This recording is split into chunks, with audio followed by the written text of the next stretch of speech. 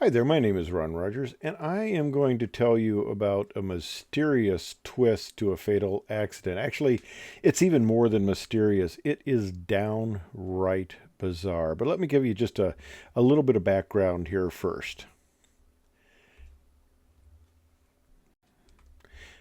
Now, all Air Force military pilots, they've got their collection of cups. We've got a little bit of a hero wall, a hero rack, and I've got from training command, side experimental test pilots, flight test center, stuff like that. And I was in the Youngstown unit, and part of my collection is a coffee cup from the Youngstown Reserve unit. Now, that unit flew the A-37 as fighters. We had a full complement of munitions and stuff. They went and became fast facts later, but right now we're still flying them as close air support fighters, and it was really cool. We carried a lot of stuff. I digress slightly, but anyway, Youngstown flew the A-37 from 73 to 81, and I got in the unit in 1980. Now, I had recently been hired by United Airlines as a pilot, and I was looking to continue military service in the reserves, the Guard, something like that. And my wife lives south of Sioux City in a little town called Ottawa. And I thought, we could move. We wanted to be close to one set of folks, either mine or hers. And I thought, well, I'll go talk to the Air National Guard people up at Sioux City there. And I walk in, and the guy, the squadron commander there, greets me, says hello, and asks me if I'm there for the accident investigation. And I said, no, I wanted to see about possibly getting a pilot's job. And he goes, well, yeah, we could use a pilot. We just lost one. No, he didn't say anything that crass, but that's kind of the thought. But anyway, I'm not sure I wanted to fly in that unit because how can you fly an airplane with the canopies all frosted over like that? Doesn't look good at all. But anyway, I decided it would be, I didn't want to mess with commuting and stuff like that. So I'd moved to Chicago area, and that was closer to my folks. So, it's not a bad distance between the two. So I go in there, and I'm on a trip flying as a 737 second officer. Yeah, I go into that other detail. And one of the guys, the co-pilot actually mentions about this A-37 unit in Youngstown, Ohio. Cool. So I go by there and I stop in, and they had just had an accident. Kind of interesting. And I talk about this in one of the other videos about the lap belt issue, that rotating lap belt, because people could catch their sleeve on the one that had the little clasp there. So they upgraded them to the rotating lap belt, but this lap belt had an issue. Now there's a little gotcha in the A-37 that if it's got several, but one of them is if you make a aggressive hard turn, you can flame out both engines. Those J85s suck a lot of air in there, and there's not much of an intake to smooth the airflow, and you can disrupt the airflow and you can flame them both out. And the previous commander made a hard turn at low altitude and flamed out both of the engines. Well, you're not going to get them restarted, so he punches out.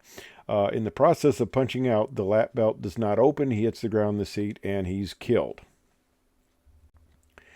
And I looked and looked. I spent hours trying to find out accident information. It's hard enough to find accident information in the military, but going back this far was a little more difficult. As you can see here, it gives that it's a Cessna A-37B, belongs to the Air Force, of course. It gives you the registration number, but it doesn't have anything about fatalities. It tells you where it went down. I think this was the commander because of the date of being there in 79. There was a slightly previous crash to this, and that's the one I'm going to talk about, and that's the one that gets a bit bizarre. This aircraft is flown single pilot, although there are two seats. We typically fly it single pilot, and it was on a simulated bombing mission, and he's flying at low altitude, and he's doing the low altitude terrain following and that, and he ends up getting into difficulty.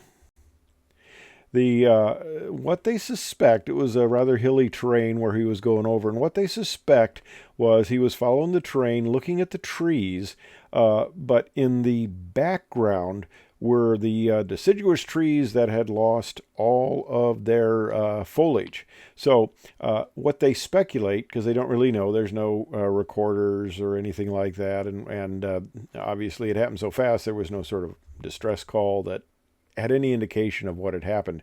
But anyway, they think he was looking at the trees, avoiding it, did not see the trees behind it, which were stuck up higher, flew into them, crashed, and crashed into the terrain, and the aircraft was destroyed, and he was killed. There was no opportunity to eject. Well, they did the accident investigation. This whole thing goes along, and they close it on out, and it seems like fairly cut and dried.